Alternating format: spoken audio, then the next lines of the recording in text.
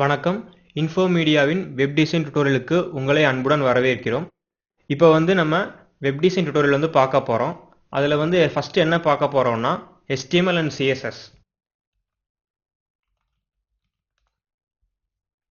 ஒரு website design பண்ணணும்னா first எசென்ஷியலாக ரெண்டு தேவைப்படும். ரெண்டு டூல் என்னன்னு பார்த்தோம்னா HTML அண்ட் CSS. இப்போ இது இல்லாமல் பண்ண முடியுமான்னு கேட்கலாம். ஆனால் கண்டிப்பாக HTML CSS இல்லாமல் எந்த ஒரு வெப்சைட்டுமே பண்ண முடியாது.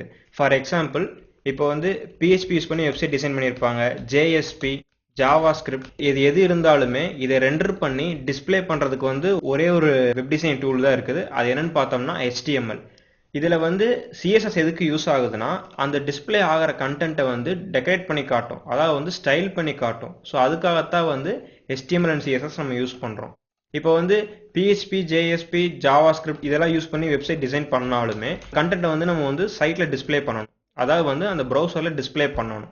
ஸோ அதுக்கு என்ன வேணும்னா HTML CSS கண்டிப்பாக தேவைப்படும். இப்போ HTML CSS யூஸ் பண்ணி டிசைன் பண்ணியிருக்கிற ஒரு சாம்பிள் எக்ஸாம்பிள்ஸ் பார்ப்போம். இப்போ உங்களுக்கு Pinterestன்னு தெரியும். Pinterest.comங்கிறது ஒரு சோஷியல் மீடியா வெப்சைட். இதில் எப்படின்னா நமக்கு பிடிச்ச கண்டென்ட்ஸை ஷேர் பண்ணுறதுக்கான வெப்சைட். உங்களுக்கே தெரியும் இதோட டிசைன்ஸ் எப்படி இருக்குன்னு. இது ஒரு சர்ச் பார், இது ஒரு டிராப் டவுன் மாதிரி வருது. இது பார்த்தீங்கன்னா ப்ரொஃபைல் வியூ ஆகிறது. இதெல்லாம் பார்த்தீங்கன்னா ஹாவர் பண்ணால் ஒரு கலர் வருது, ஹாவர் பண்ணாமல் இருந்தால் ஒரு கலர் வருது, கிளிக் பண்ணால் அது மாறுது. பார்த்தீங்களா? இதெல்லாமே எப்படி டிசைன் பண்ணியிருப்பாங்கன்னா பியூர் HTML அண்ட் CSS தான். இப்போ இந்த வெப்சைட்டோட கோடிங் நீங்கள் பார்க்கணும்னு நினச்சிங்கன்னா ரைட் கிளிக் பண்ணி வியூ பேஜ் சோர்ஸ் கொடுத்தீங்கன்னா இதோட கோடிங் உங்களுக்கு வந்துடும். உங்களுக்கு புரிஞ்சுதுலாம்? இதில் பார்த்தீங்கன்னா ஃபுல் அண்ட் ஃபுல் HTML தான் இருக்கும். என்னதான் HTML JavaScript இன்க்ளூட் பண்ணியிருந்தாலும் உங்களுக்கு மேஜர் டேக்லாம் பார்த்தீங்கன்னா HTML மட்டும்தான் இருக்கும். இப்போ அதே மாதிரி JSP யூஸ் பண்ணி டிசைன் பண்ணியிருக்கிற வெப்சைட்ஸ் பார்ப்போம்.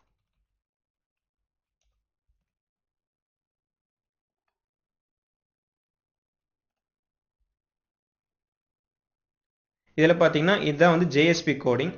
இப்போ இந்த JSP கோடிங் என்னதான் டெவலப் பண்ணியிருந்தாலும் ஃபைனலாக டிஸ்பிளே ஆகிறது பார்த்தீங்கன்னா உங்களுக்கு HTML தான் இருக்கும். ஏன்னா இதோட கோடிங்கும் வியூ பேஜ் சோர்ஸ் பார்த்தோம்னா இதுலேயும் பார்த்தீங்கன்னா HTML டேக்ஸு, அப்புறம் அதோட கண்டென்ட் ஃபுல்லாகவே தான் இருக்கும். இப்போ நம்ம டெவலப் பண்ண போகிற HTML அண்ட் CSS யூஸ் பண்ணி டெவலப் பண்ணுறதுக்கு நமக்கு ஒரு டூல் தேவைப்படும். அதை எடிட்டர்னு நம்ம சொல்லுவோம். அந்த எடிட்டர் நேம் பார்த்தீங்கன்னா Sublime Text.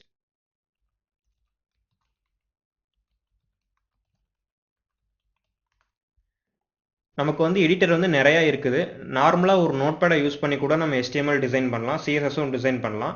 ஸோ நம்ம கன்வீனியன்ட்டுக்கு ஏற்ற மாதிரி நம்ம என்ன டூல் வேணால் யூஸ் பண்ணலாம். இப்போ நம்ம இந்த டியூட்டோரியலில் Sublime Text எப்படி யூஸ் பண்ணணும்னு பார்க்க போகிறோம். ஏன்னா Sublime Text எதுக்கு நம்ம யூஸ் பண்ணுறோம்னா அதில் நிறைய ஷார்ட்கட்ஸ் இருக்குது, நிறைய தீம்ஸ் இருக்குது. உங்களுக்கு தேவையான கீவேர்ட்ஸை இது ஹைலைட் பண்ணி காட்டும். ஸோ உங்களுக்கு டெவலப் பண்ணுறப்போ ரொம்ப ஈஸியாக இருக்கும். ஸோ அதனால தான் நம்ம Sublime Text யூஸ் பண்ணுறோம். இதான் நம்மளோட ஒரு பேசிக் ஸ்கெலிட்டன். அதாவது என்ன ஒரு பேஜ் எடுத்தாலுமே இதுதான் மேஜர் டேக்ஸ். இதெல்லாம் நம்ம டேக்னு சொல்லுவோம். அதாவது டேக் எப்படி ஆரம்பிக்கும்னா ஒரு லெஸ் தென் சிம்பிள், அந்த டேகோட நேமு, தென் ஒரு கிரேட்டர் தென் சிம்பிள். ஸோ இதை வச்சு தான் ஒரு HTML ஸ்டார்ட் ஆகும். இப்போ இனிஷியலாக பார்ப்போம். இப்போ HTMLோட பேசிக் பார்த்தீங்கன்னா இதான் டாக்குமெண்டேஷன் ஸ்டேட்மெண்ட். எல்லா ப்ரோக்ராமிங் லாங்குவேஜ்லையும் C++ கமெண்ட் லைன் கேள்விப்பட்டிருப்பீங்க. அதாவது ஒரு நோட்ஸ் எடுத்து வச்சுக்கிற மாதிரி. அதே மாதிரி HTMLலையும் அதோட கமெண்ட் லைன் இருக்கு. அதுக்கு என்ன யூஸ் பண்ணுவோம்னா லெஸ் தென், எக்ஸ்க்ளமேட்டரி, ஐஃபன் ஐஃபன், இதுக்கப்புறம் என்ன கொடுத்தாலும் இது கமெண்ட்ல போயிடும். This is comment take. Close பண்றப்ப ஐஃபன் ஐஃபன் தென் கிரேட்டர் தென் சிம்பிள். இப்போ இது கமெண்ட் லைன்ல போயிடும். ஃபஸ்ட்டு எப்போவுமே HTML இந்த டிக்ளரேஷன் ஸ்டேட்மெண்ட் தான் இருக்கணும். அதான் என்னன்னு கேட்டால் less than, exclamatory, doc type HTML. இது எதுக்கு நம்ம யூஸ் பண்ணுறோன்னா டாக் டைப்புங்கிறது என்ன டாக்குமெண்ட்னு மென்ஷன் பண்ணுறது. டாக் டைப் HTML இது நம்ம நியூ வெர்ஷனில் யூஸ் பண்ணுறோம். அதாவது HTML ஃபைலை யூஸ் பண்ணுறோம். ஸோ அதுக்காகத்தான் நம்ம டாக் டைப்னு மென்ஷன் பண்ணுறோம். இப்போ ஆஸ் யூஷுவலாக நம்ம HTML பழைய வெர்ஷன் யூஸ் பண்ணுறோம்னா இது தேவையே கிடையாது. இதை க்ளோஸ் பண்ணிக்கலாம். இப்போ ஃபர்ஸ்ட் HTML டேக்னு போட்டுட்டேன். அதுக்கு அடுத்தது ஹெட்டுங்கிற டேக். ஹெட்டுனா ஒரு வெப்சைட் எடுத்துக்கிட்டோம்னா ஃபர்ஸ்ட் இனிஷியலாக ஹெட்டுங்கிற டேக் தான் இருக்கும். அந்த ஹெட்டுங்கிற டேக் எதுக்குன்னா அந்த வெப்சைட்டோட ப்ராப்பர்ட்டியை நீங்கள் மென்ஷன் பண்ணணும். இப்போ அந்த வெப்சைட்டோட டைட்டில் என்ன, அதுக்கு வேற ஏதாவது கீவேர்ட்ஸ் யூஸ் பண்ணியிருக்கீங்களா, அதுக்கு இப்போ ஒரு வெப்சைட்டுக்கு நான் கீவேர்ட்ஸ் யூஸ் பண்ணுறேன்னா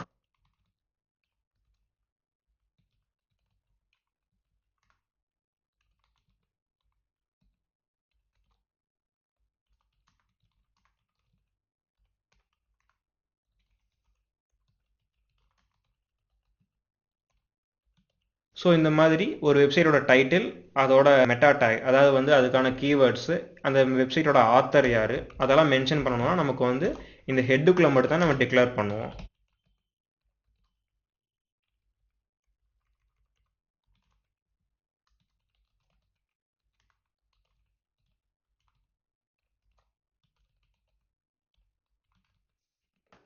ஸோ உங்களுக்கு ஹெட் வந்து புரிஞ்சிருக்கும்னு நினைக்கிறேன். அப்புறம் வந்து நெக்ஸ்ட் என்னன்னா, இப்போ வந்து ஹெட்டில் வந்து என்ன கண்டென்ட் கொடுத்தாலுமே அது வந்து டிஸ்பிளே ஆகாது. இது வந்து எதுக்குன்னா, ஒரு வெப்பேஜோட ப்ராப்பர்ட்டி நம்ம டிக்ளேர் பண்ணுன்றக்காகத்தான் நம்ம இந்த ஹெட் டேகை யூஸ் பண்ணுறோம். இப்போ இந்த இடத்துல டைட்டில்ங்கிற டேக் பார்த்துருப்பீங்க. ஸோ HTML எந்த டேகுமே பார்த்தீங்கன்னா, ஆரம்பிக்கிறப்போ வந்துட்டு அதோட நேமு, அதுக்கு முன்னாடியும் பின்னாடியும் greater than less than symbol இருக்கும். ப்ளஸ் வந்து டேக் எண்ட் ஆகிறப்ப அதுக்கு முன்னாடி ஒரு ஃபார்வர்ட் ஸ்லாஷ் இருக்கும். ஸோ அது எது மென்ஷன் பண்ணுதுன்னா, உங்களுக்கான அந்த HTML டேக் முடிஞ்சிருச்சு அப்படின்னு. நீங்கள் இந்த சப்ளைம் டெக்ஸ்ட்டில் அந்த ஏரோ மார்க்கை கிளிக் பண்ணிங்கன்னா உங்களுக்கே தெரியும். அதாவது வந்துட்டு இந்த ஹெட்டிங் ஆரம்பிக்குது, இந்த இடத்துல முடியுதுங்கிறத மென்ஷன் பண்ணுது. அதே மாதிரி ஒரு HTML ஃபைலை நம்ம கோட் பண்ணதுக்கப்புறம் எப்படி சேவ் பண்ணணும்னா, சேவ் ஆஸ் கொடுக்குறப்ப .html ஃபைலாக சேவ் பண்ணணும். ஏன்னா .html ஃபைலாக சேவ் பண்ணால் மட்டும்தான் அந்த ப்ரௌசர் வந்து அதை எடுத்துக்கும். இப்போ ஹெட் செக்ஷன் முடிஞ்சிருச்சு. அடுத்து வந்து பாடி செக்ஷன். இப்போ பாடிங்கிற டேக்ல என்ன இருக்கணும்னா, ஒரு வெப்சைட்டில் வந்து என்னென்ன கண்டென்ட் நீங்கள் டிஸ்பிளே பண்ண போகிறீங்க அது எல்லாமே வந்து பாடிங்கிற டேக்குள்ளே மட்டும்தான் இருக்கணும். ஏன்னா வந்துட்டு அது மட்டும்தான் வெப்பேஜில் டிஸ்பிளே ஆகும். நான் ஆல்ரெடி சொன்ன மாதிரி ஹெட் டேக்ல எது கொடுத்தாலுமே அது டிஸ்பிளே ஆகாது. ஸோ பாடி அதே மாதிரி தான். எல்லா டேகுக்கும் வந்துட்டு முடியணும்னா ஒரு ஃபார்வர்டு ஸ்லாஷ், அது முடிச்சா அந்த டேக் முடிஞ்சிடும். பாடிக்கு அப்புறம் எது க்ளோஸ் ஆகும்னா HTML க்ளோஸ் ஆகும். இந்த HTML க்ளோஸ் ஆகிறது எதை மீன் பண்ணுதுன்னா, உங்கள் வெப்பேஜ் வந்து இதோட க்ளோஸ் ஆயிடுச்சு அப்படிங்கிறத மீன் பண்ணுது. ஸோ இதான் வந்து ஒரு நார்மல் வெப்பேஜ், எந்த கண்டென்ட்டுமே இல்லாத ஒரு வெப்பேஜோட ஒரு பேசிக் ஸ்கெலிட்டன். இப்போ சேவ் பண்ணுறதை பற்றி பார்ப்போம். இப்போ வந்து சேவ் ஆஸ்ன்னு கொடுக்குறப்ப இங்கேயே ப்ராப்பர்ட்டி இருக்கு. இப்போ வந்து நீங்கள் சப்ளைம் டெக்ஸ்ட் யூஸ் பண்ணாமல் நார்மல் நோட் பேட்லாம் யூஸ் பண்ணீங்கன்னா உங்களுக்கு இந்த மாதிரி கேட்காது. சேவ் ஆஸ் டெக்ஸ்ட்னு கேட்கும். அப்போ என்ன பண்ணணும்னா, சேவ் ஆல் கொடுத்துட்டு .html அப்படின்னு மென்ஷன் பண்ணணும். இப்போ நான் .html நான் சேவ் பண்ணிட்டேன். இப்போ வந்து நான் அதை ரன் பண்ணணும்.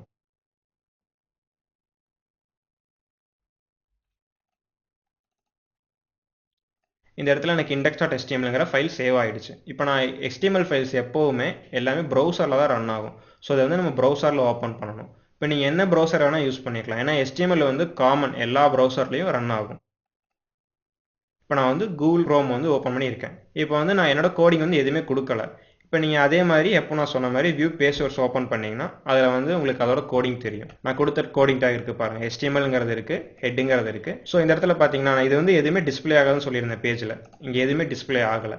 இங்கே என்ன கொடுத்துருக்கு, ப்ராப்பர்ட்டி கொடுத்துருக்கேன். ஏதாவது டைட்டில்ங்கிற டேக் என்ன மென்ஷன் பண்ணுதுன்னா, இந்த வெப் பேஜோட டைட்டில் என்ன அதான் மென்ஷன் பண்ணுது. இப்போ நான் லேர்னிங் வெப் டிசைன் கொடுத்துருக்கேன்னா, ஸோ அது வந்து இந்த இடத்துல டைட்டிலில் மென்ஷன் ஆகிடுது. ஸோ இதெல்லாம் எதுக்குன்னா, இதெல்லாம் இம்ப்ளிசிட். அதாவது வந்து எதுக்கு இந்த கீவேர்ட்ஸ் ஆத்தர்னா, நீங்கள் ஃபியூச்சராக வந்து வெப் டிசைனில் அட்வான்ஸ் படிக்கிறப்ப நீங்கள் வந்து உங்களோட வெப்சைட்டை சர்ச் பண்ணணும்னா இந்த கீவேர்டை யூஸ் பண்ணி தான் சர்ச் பண்ணுவீங்க. இப்போ வெப் டிசைன் டுட்டோரியல்னு அடித்தோம்னா எங்களோட வெப்சைட் வந்து நிற்கும். அதுக்காக தான் வந்து இந்த கீவேர்ட் நம்ம யூஸ் பண்ணுறோம். அதே மாதிரி ஆத்தர் நேம் எதுக்குன்னா, இப்போ வந்து ஒரு வெப்சைட் டிசைன் பண்ணால் அது யார் பண்ணியிருக்கான்னு தெரியும். இப்போ நார்மலாக ஒரு வேர்ட் டாக்குமெண்ட் எடுத்துகிட்டு அதை சேவ் பண்ணோம்னா கீழே வந்து ஆத்தர் கேட்கும், யார் சேவ் பண்ணாங்க மாதிரி. அதே மாதிரி எல்லாத்துக்குமே வந்து ஒரு ஆத்தர் இருப்பாங்க. ஸோ வெப்சைட்டுக்கு ஒரு ஆத்தர் இருக்கிறப்ப அது இந்த இடத்துல தான் நம்ம மென்ஷன் பண்ணுவோம். அதாவது வந்து மெட்டா நேம் ஆத்தர், அதோட கண்டென்ட் வந்து ஆத்தர் நேம். ஸோ இப்போ நம்ம HTML பேசிக்ஸ் வந்து பார்த்துட்டோம். இதில் வந்து ஒவ்வொரு டேகோட எக்ஸ்ப்ளனேஷன் வந்து இப்போ நம்ம பார்ப்போம். ஃபஸ்ட்டு டேக் வந்துட்டு மெட்டா டேக். இந்த மெட்டா டேக் எதுக்கு யூஸ் பண்ணுறோம்னா, நான் ஆல்ரெடி சொன்ன மாதிரி நம்ம ஒரு பேஜோட இன்ஃபர்மேஷனை ஸ்டோர் பண்ணுறதுக்கு. இந்த மெட்டா டேக் வந்து 2 ப்ராப்பர்ட்டி இருக்குது. அதாவது வந்து நேமு தென் கண்டென்ட்.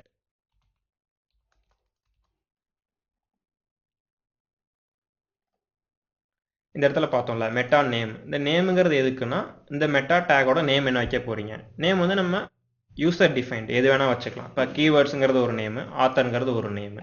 இந்த கண்டென்ட் என்னன்னா, இந்த நேம் மென்ஷன் பண்ணியிருக்கோம்ல அதோட கண்டென்ட் என்னங்கிறது இந்த இடத்துல கொடுக்கணும். ஸோ அதுக்காக தான் நம்ம கண்டென்ட்ஸ் யூஸ் பண்ணுறோம். இப்போ மெட்டா டேக் முடிஞ்சிருச்சு. அடுத்து வந்து நெக்ஸ்ட் வந்து லிங்க் டேக்.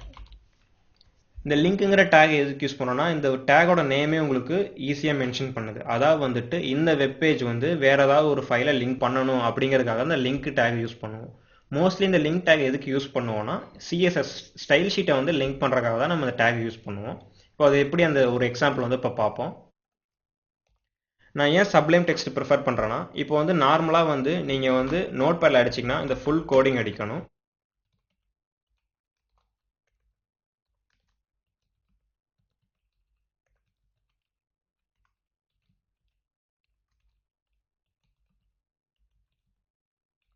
ஸோ இது வந்து நீங்கள் ஆஸ் யூஷுவலாக வந்து ஒரு நோட் பேடில் அடிக்கிறப்ப இந்த கோடிங் அடிப்பீங்க. இப்போ வந்து இதெல்லாம் யூஸ் பண்ணாமல் ஷார்ட்கட் மெத்தட் யூஸ் பண்ணுறதுக்காக தான் நம்ம இந்த மாதிரி எடிட்டர்ஸ் யூஸ் பண்ணுறோம். இப்போ நான் லிங்க்னு டைப் பண்ணிவிட்டு டேப் கீ எழுத்துனோம்னா எனக்கும் ஃபுல் கோடிங் வந்துடும். இப்போ வந்து அந்த ஹெச்ரெஃப் அந்த வந்து எந்த இடத்துல இருக்குன்னு நான் மென்ஷன் பண்ணால் போதும். இப்போ இந்த லிங்க் டேகோட 3 ப்ராப்பர்ட்டி இருக்குது. ரெல்லுனா வந்துட்டு லிங்க் எதை ரெல் பண்ணுது, அதாவது வந்து ஸ்டைல் ஷீட். ஸோ அதோட மென்ஷன் பண்ணுறதுக்காக தான் நம்ம REL யூஸ் பண்ணுறோம். நெக்ஸ்ட் வந்து டைப். இப்போ வந்து எல்லா HTML கோடிங் CSS கோடிங் எல்லாமே டெக்ஸ்ட் டைப் தான். ஸோ அதனால தான் டைப் வந்து text/CSSன்னு கொடுத்துருக்கோம். அடுத்து வந்து ஹெச்ரெஃப்னா வந்து ஹைப்பர் ரெஃபரன்ஸ். ஹைப்பர் ரெஃபரன்ஸ்னா நான் கொடுக்க போகிற ஃபைல் வந்து எந்த லொக்கேஷனில் இருக்குன்னு நான் மென்ஷன் பண்ணணும். இப்போ வந்து என்னோட index.htmlங்கிற ஃபைலும் இப்போ வேற ஒரு ஸ்டைலுங்கிற ஒரு ஃபைலும் ஒரே லொக்கேஷனில் இருந்துச்சுன்னா நான் டைரெக்டாக style.css அப்படின்னு நான் கொடுத்துருவேன். இப்போ வந்து நான் ஒரு நியூ ஃபைல் கிரியேட் பண்ணணும். ஏன்னா வந்து நான் style.cssக்கு வந்து நான் ஒரு ரெஃபரன்ஸ் கொடுத்துருக்கேன், லிங்க் கொடுத்துருக்கேன். ஸோ அந்த இடத்துல எனக்கு அந்த ஃபைல் கிடையாது. ஸோ என்ன பண்ணணும், நான் புதுசாக ஒன்று கிரியேட் பண்ணணும். நியூ ஃபைல்னு கொடுத்துட்டு இப்போ வந்து சப்ளைம் டெக்ஸ்ட்டில் இந்த கார்னரில் பார்த்தீங்கன்னா பிளைன் டெக்ஸ்ட்னு இருக்கும். இப்போ வந்து அதை நம்ம கிளிக் பண்ணோம்னா நமக்கு என்ன வேணும்னு காட்டும். இந்த இடத்துல CSSன்னு சொல்லிட்டு ஒரு ஆப்ஷன் இருக்கும். ஸோ அதை கிளிக் பண்ணிங்கன்னா உங்களோட டெக்ஸ்ட் ஃபார்மேட் வந்து CSSக்கு ஏற்ற மாதிரி மாறிடும். ஸோ இப்போ வந்து நீங்கள் CSS இருக்க கீவேர்ட்ஸ் கொடுத்தீங்கன்னா உங்களுக்கு வந்து ஹைலைட்ஸ் நிறையா கிடைக்கும். இப்போ பார்த்தோம்னா அந்த கலர்ஸ்லாம் தெரியுது பாருங்கள். ஸோ இதான் வந்து ஒரு எக்ஸாம்பிள் சிஎஸ்எஸை பற்றி நம்ம வந்து நெக்ஸ்ட் சாப்டர்ஸில் வந்துட்டு நிறையா பார்ப்போம். இப்போ வந்து ஒரு ஸ்கெலிட்டன், அதாவது வந்து சிஎஸ்எஸோட ஸ்ட்ரக்சர் எப்படி இருக்கும்னு நான் காமிச்சேன். ஸோ அதே மாதிரி இதையும் சேவ் பண்ணுறப்ப style.css கொடுத்தா இந்த CSS சேவ் ஆகிடும். ஸோ இப்போ வந்து நான் இந்த HTML பேஜுக்கு வந்து லிங்க் பண்ணிட்டேன். இப்போ வந்து ரன் பண்ணி பார்ப்போம். இப்போ நான் மறுபடியும் ரிஃப்ரெஷ் பண்ணுறேன். ஸோ ரிஃப்ரெஷ் பண்ணோடனே அகைன் நான் வந்து என்னோட சோர்ஸ் கோடுக்கு போயிட்டு இப்போ பார்த்தோம்னா இந்த இடத்துல லிங்க் ஆட் ஆகிருக்கு. இந்த style.cssங்கிற ஃபைல் இருக்குது. ஸோ அப்போ வந்து இதை நான் கிளிக் பண்ணாலோ அதில் ட்ராக் பண்ணி நெக்ஸ்ட் டேபுக்கு கொண்டு வந்தேன்னா அந்த CSS கோடிங் எனக்கு டிஸ்பிளே ஆகும். ஸோ இதான் வந்து இந்த லிங்க் டேகோட ஒரு ப்ராப்பர்ட்டி. ஸோ இந்த சாப்டரில் வந்துட்டு நம்ம வந்து HTMLனா என்ன, CSSனா என்ன, அது எப்படி நம்ம வெப் டிசைனில் யூஸ் பண்ண போகிறோம், ஸோ அதோட மெயின் டேகெல்லாம் என்ன, ஸோ எப்படி அதோட சோர்ஸ் கோட்லாம் பார்க்கலாம், என்ன எடிட்டர் யூஸ் பண்ணி நம்ம டிசைன் பண்ணலாம், அது எப்படி நம்ம சேவ் பண்ணுறோம், அது எல்லாமே பார்த்தோம். அதோட மேஜர் டேக் வந்து 2 பார்த்தோம். அதாவது வந்து மெட்டா டேக் எதுக்கு, லிங்க் டேக் எதுக்குன்னு பார்த்தோம். ஸோ அதோட மெட்டா டேகோட ஆட்ரிபியூட்ஸ் என்னன்னு பார்த்தோம். ஸோ வந்து மெட்டாக்கு வந்து 2 ஆட்ரிபியூட்ஸ் இருக்குது, நேம் அண்ட் கண்டென்ட். லிங்குக்கு வந்து 3 ஆட்ரிபியூட் இருக்குது, ரெல், type and href. So next சாப்டரில் வந்துட்டு HTMLோட ஆட்ரிபியூட்ஸ் அண்ட் எலிமெண்ட்ஸ் வந்து பார்க்கலாம். தேங்க்யூ.